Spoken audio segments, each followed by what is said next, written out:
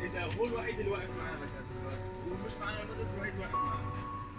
اذا الامام والله بالصدفه بالباص صار يسلم علينا.